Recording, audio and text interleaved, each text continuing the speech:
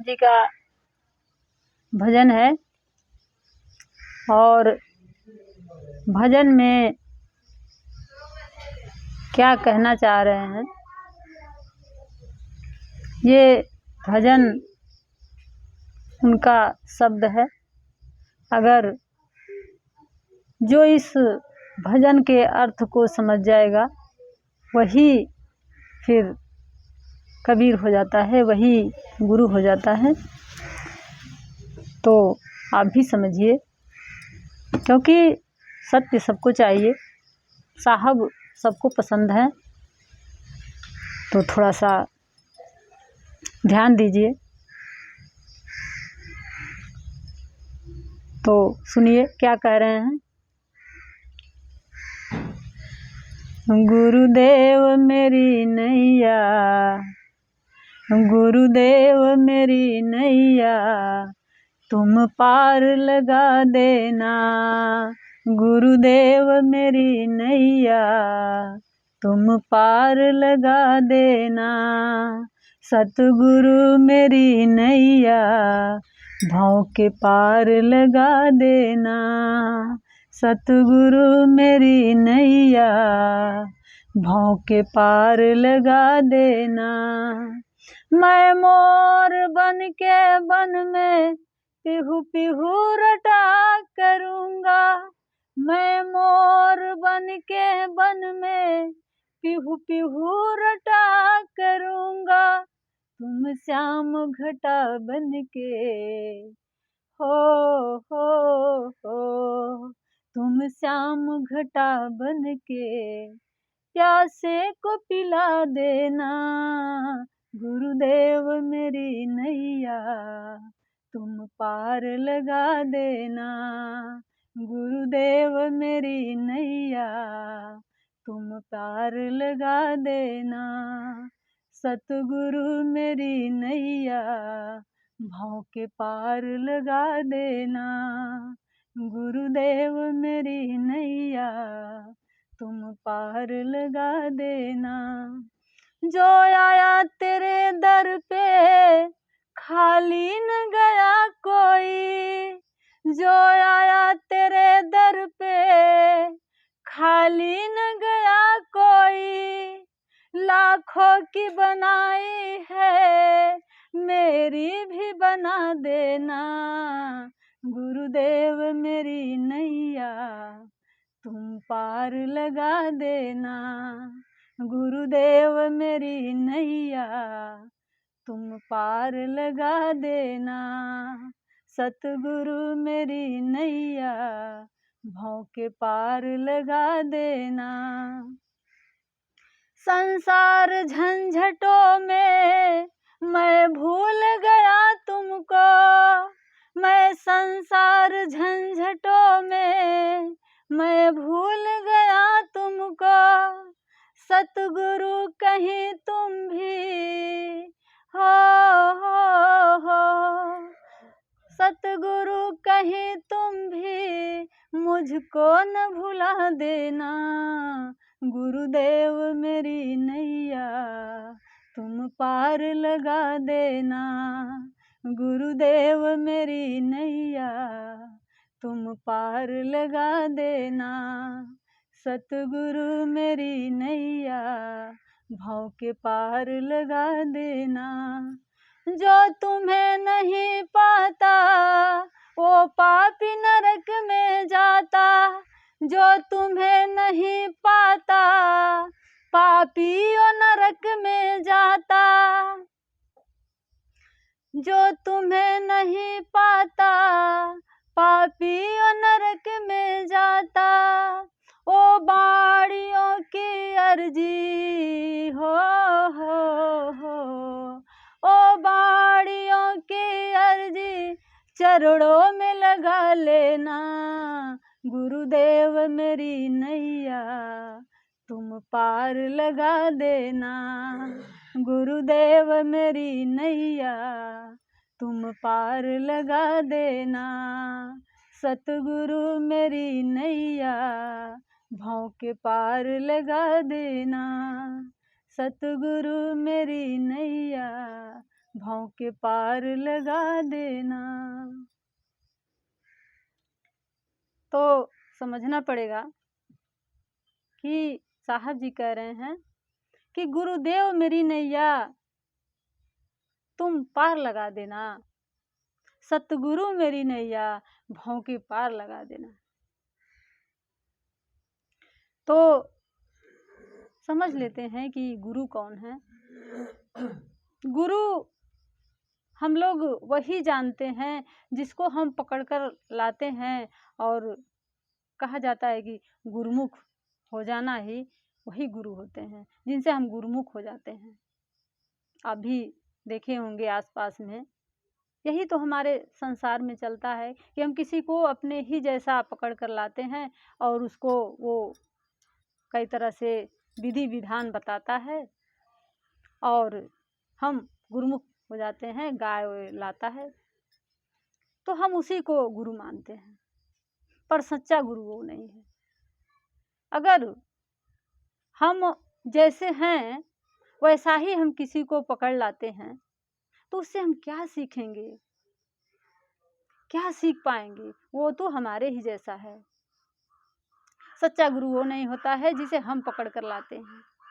सच्चा गुरु वो होता है जो हमें चुन ले, हमें चुन ले। वो दिखता है बस शरीर रूप में कि ये फला आदमी है, फलाने गांव का है, पर उसके भीतर जो होता है ईश्वर का वास होता है। वही सतगुरु हैं, वही सत्य के मार्ग पर चलते हैं और हमें रास्ता भी दिखाते हैं। जैसे कि हमारे कबीर साहब जी हैं, तो गुरु वही हैं, तो उन्हीं से सुमिरन करते हैं। और ये सुमिरन आप कहीं पर भी कर सकते हैं, प्रभु को आराध्य मानकर। फिर वो आपका हाथ पकड़ लेंगे, किसी के द्वारा पकड़ लेंगे। तो उन्हीं से कह रहे हैं कि मेरी नैया पार लगा देना। ये नैया क्या है, समझते हैं? ये नैया क्या है? ये नैया ये शरीर है। जिनको ज्ञान मिल जाता है वो समझ जाते हैं कि ये शरीर मैं नहीं हूँ, ये शरीर बस नाव है जिस पर हम चल रहे हैं, ये साधन है और हम तो कोई और हैं, हम शरीर नहीं हैं। तो ये सारी बातें जब हम गहराई में उतरते हैं, जब जानते हैं, जब समझते हैं, तो सारी स्पष्टता हो जाती है, सारी हमको ज्ञान मिल जाती है। तो ये भवसागर क्या है? सतगुरु मेरी नैया भव के पार लगा देना, ये भवसागर क्या है इसको समझते हैं। हमें जब भवसागर का नाम आता है सामने तो हमें समुद्र जैसा कुछ दिखाई, दृश्य आ जाता है हमारे सामने कि ये भवसागर है और इससे हमको पार जाना है। यही दृश्य हमें उस पाखंडी जो गुरु आते हैं वो भी यही दृश्य दिखाते हैं। थोड़ा सा गड्ढा खन देते हैं, उसमें पानी डाल देते हैं एक बाल्टी और हो गया भवसागर। पर ये सत्य नहीं है।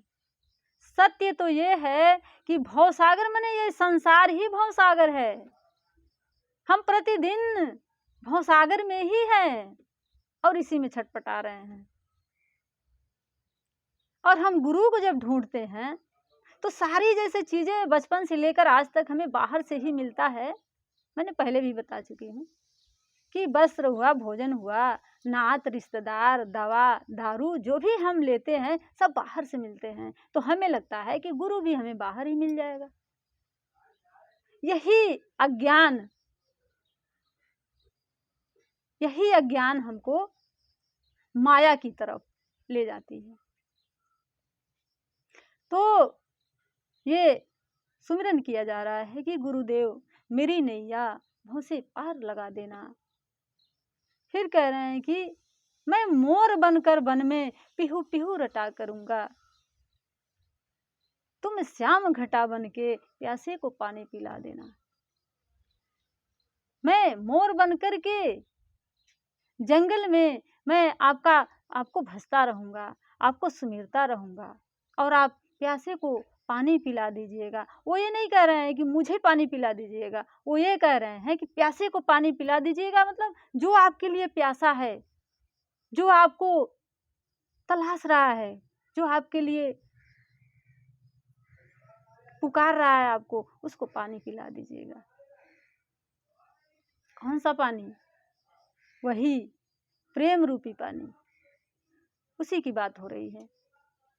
तो फिर कह रहे हैं कि जो आया तेरे दर पे खाली न गया कोई, लाखों की बनाई है मेरा भी बना देना। जो भी आपको पुकारा है, आपने उसे थाम लिया है, उसको खाली नहीं जाने दिया है, तो मेरी भी बना देना। ऐसा विश्वास है उसको, ऐसा उसको विश्वास है। फिर कह रहे हैं कि संसार झंझटों में पढ़कर मैं भूल गया तुझको। मैंने जब आया था तब वादा करा था कि मैं आपको भजता रहूंगा, आपको सुमिरता रहूंगा, पर इस संसार रूपी भवसागर में आकर मैं सब कुछ भूल गई, मैं इस माया जाल में फंस गई, मैं सब कुछ भूल गई। हे गुरु, सतगुरु, कहीं तुम भी न भुला देना। मैं तो भूल गई हूँ, पर आप मुझे मत भूलना। ऐसा कह रहे हैं साहब जी।